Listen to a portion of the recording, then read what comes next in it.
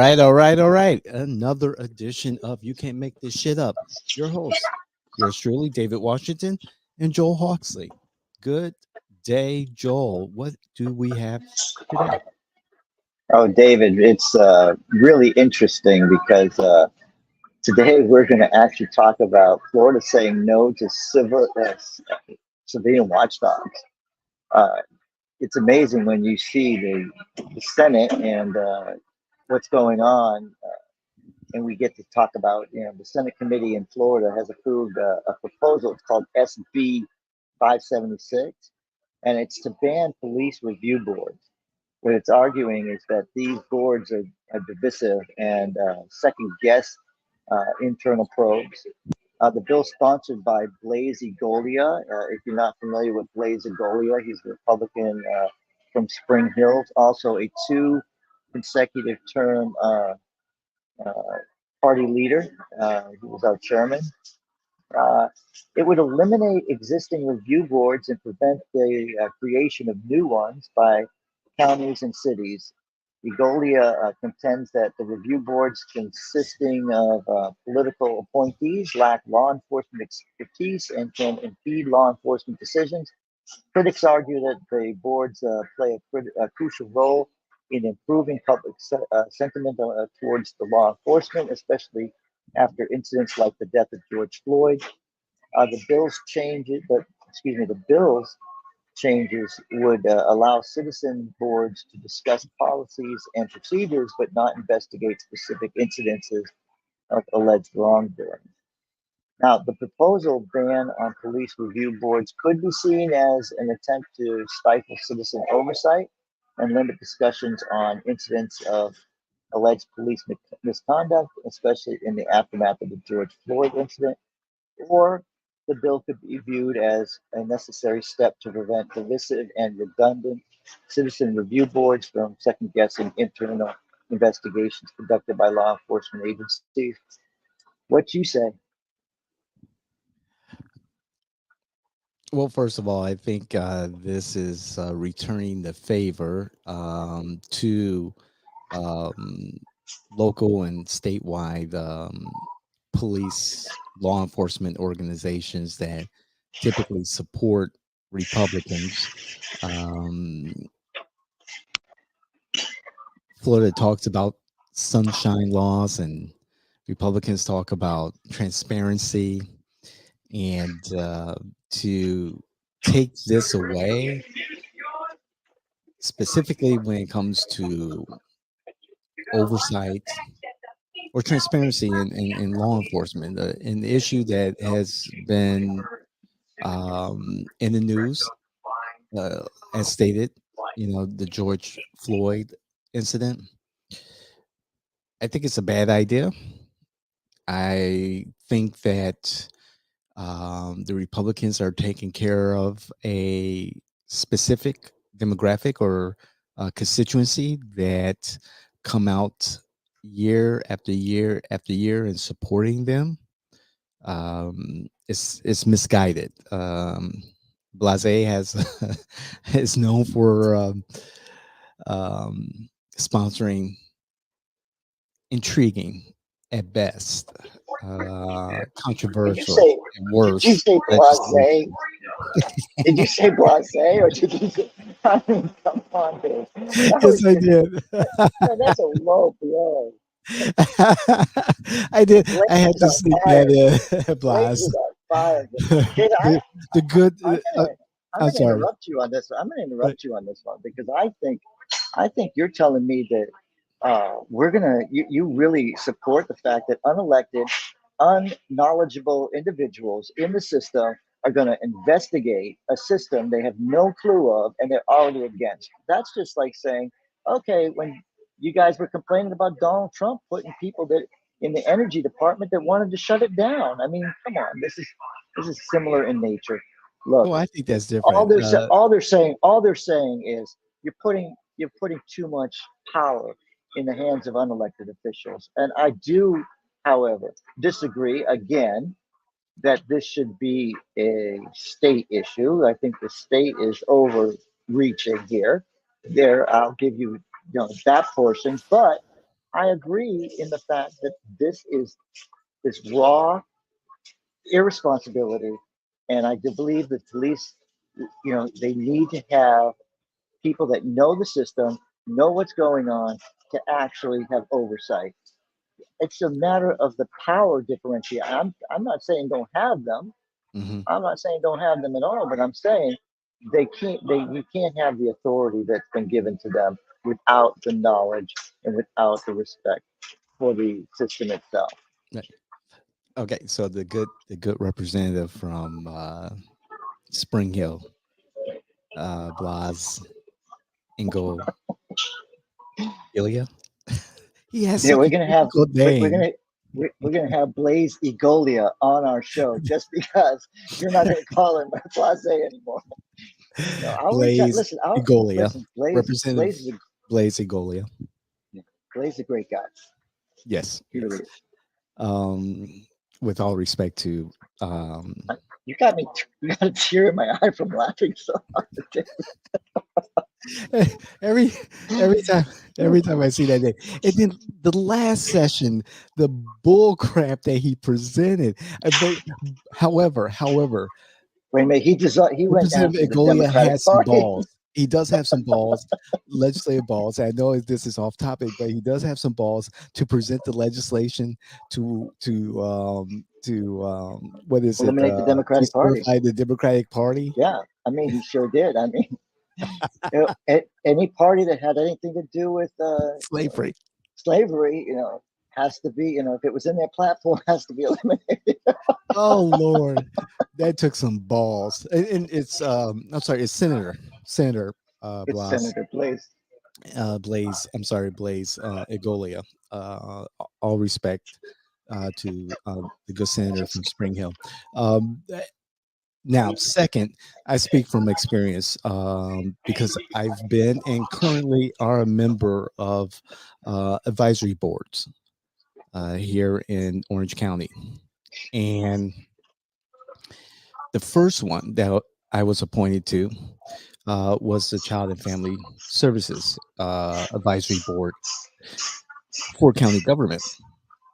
And with my background in social services, child and family services, I thought it was appropriate and added some insight to that particular advisory board. Currently, I'm on another board in regards to zoning and zoning adjustments and things like that. Another thing in regards to police advisory boards, I know there was not too long ago the good representative from House District 35, Tom Keene, was a member of the Orlando, I think, oversight board for the police department there. And there were some issues similar to what Angolia has presented um, about those who are familiar, those who are experts, or those who are um, knowledgeable of law enforcement being on these boards and offering valuable information um, was discussed, and the access that that particular board had to investigations, especially internal investigations, was discussed and debated. And I believe there was some compromise made, limited involvement of the advisory board to access these particular investigations. I still believe if members are actively engaged with these boards, and that's another thing. And I believe that was a knock against Tom Keene when he was on the advisory board for the city of Orlando, was that he was not actively engaged in the process. He just didn't show up. So I can see there is a crucial role in improving the public sentiment towards law enforcement. However, those members who are on these advisory boards, they need to be actively engaged. I think for the two boards that I have been involved in, Since 2016, I've missed only 2 meetings, just two. So active involvement, participation is important. And for Orange County, they have members specifically with certain expertise who are appointed to these specific boards. So that expertise is included and assured. And I think that sets us that's a good standard to have. Again, the this is, I think a good relationship with your police department is important. And I understand that there are Define, bad apples in every single uh, field. There are bad operators, can you but I define a don't. good relationship with law enforcement? How does that look? Say out of Pine Hills or Well, Mercy I Avenue, Mercy Drive, I the mean. Pine, the Pine Hills is its own uh, entity in itself. I mean, you have the law enforcement coming up with slogans that actually Denigrate? denigrate the community pride. I mean, uh, it's an area that has a lot of potential, but we don't. We write it off. We write it off, and we constantly, as a community, uh, don't give it the credit or the standing that it could actually be improved. I mean, some of the interaction that the law enforcement have, and I don't remember right off the top of my head, but there was a sheriff initiative that kind of came out and put another blight on the area. Look, community the law enforcement needs to be engaged with the community. They need to learn how to engage with the community, be there with the community, not against the community. Um, we got to empower people. We've got to get in and make sure that there are good jobs, that there are good, that the community is livable and not a war zone. I mean, and what creates that war zone? You know, we got to empower people. We got to give them, we got to empower people, but we can't be saying, okay, well, we give so much power to the people that they're going to push out the law enforcement that is there. I mean, it's a lot of work. There's a lot of work that needs to be done. But it starts with the sheriff, and it starts with their police chief being engaged in those areas. I don't want to see the police chief at all these different functions, smiling and shaking hands if he's not out there or she's not out there in those communities that need them the most. And that's their primary responsibility is to be a leader, is to be in the area that needs you the most. And then you wouldn't need these boards because you have a relationship with the person that can make the decisions. Pull that person out of that area because they're not good for that area. They don't if they don't communicate well, if they're a bully if it's a bully in a uniform, they don't need to be in that area. You need people that are actually engaging. And that's a lost art in the law enforcement field right now because of the pressure of these boards and everything else. They come to work and they don't feel like they're appreciated. They don't feel that that anything they do is right. That's a negative. That's It used to be a pride job. I was I was proud to wear a uniform. I would have been proud to be a police officer, but not in today's society. It's scary because there's so many people making you out to be what you're not. So my final word is: look, go blaze, do what you need to do, uh, but communities need to be actively involved in their community. Look, if you can't get people to come to meetings, then I mean, it, it, I mean, how much money do we put into having a meeting, right? We have to rent the hall, we got to get there, all this stuff set up, and then all of a sudden you have three people in the community show up, and then everybody in the community now called, they're all outraged because of three people that showed up, and those three people didn't represent the whole community. Sure. At the same time, having that level of transparency is just another means of connecting, like you said, connecting outreach, instilling trust between the community and law enforcement. And to say that in this particular article, to say that, well, there are, you know, body cams that ensure transparency. Body cams are not necessarily the end all to telling the full story of the investigation.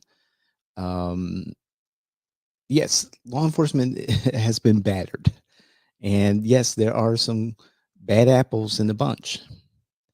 At the same time, there should be this level of transparency that I think will continue to give our community a better idea of the things that local law enforcement has to deal with, and also local law enforcement have a better opportunity, another avenue of connecting with the community. There's when you have law-abiding citizens on these review boards, advisory boards, where's the threat?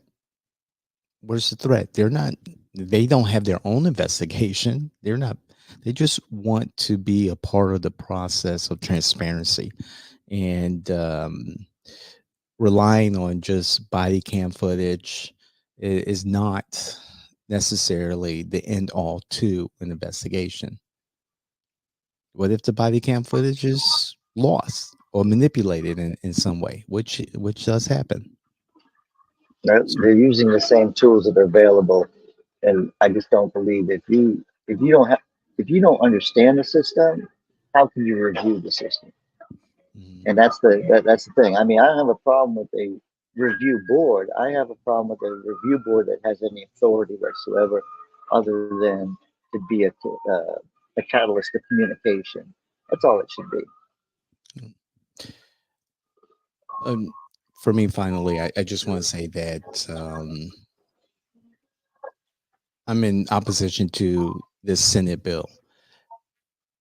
Citizen boards should be able to be involved to look at individual investigations of alleged wrongdoing. It's not their job to investigate. It's not their job to give judgment or anything like that. However, they should have the opportunity to review these investigations for transparency and reporting to the community if there are any trends that they're seeing, if there are recommendations that can be made. And at the same time, we both agree there should be active participation of the members of these advisory boards, of these citizen boards, to make this effective. I would say that my final word is I'm against the legislation. I'm against the legislation and the fact that this is the state interfering with local communities. This is understand that the sheriff's department. I mean, these counties. I don't know of any law enforcement that actually the state has any control over other than the highway patrol. So the state police. So state police advisory boards are the only thing I would think that the state would have any authority over. Again, overreach by the government. Blaze, I like you. Blaze, I think this is again overreach. Let these cities and these counties run their law enforcement the way they see fit. And if there's a problem, the citizens will stand up and vote them out. That's my final word, David. So again, it's about liking, sharing, and leaving your feelings at home and just bringing facts. Tell us what you think. Senator Angolia, thank you again for the content that we can speak on. Much respect to you and your colleagues in the Senate. Hopefully, again, from my point of view, this Senate bill doesn't go anywhere. Again, as Joel stated, please share with us your thoughts, your comments. We really would like to engage you in our community. We are your political innovators, and this is the Jay in Washington Network. We'll see you the next time.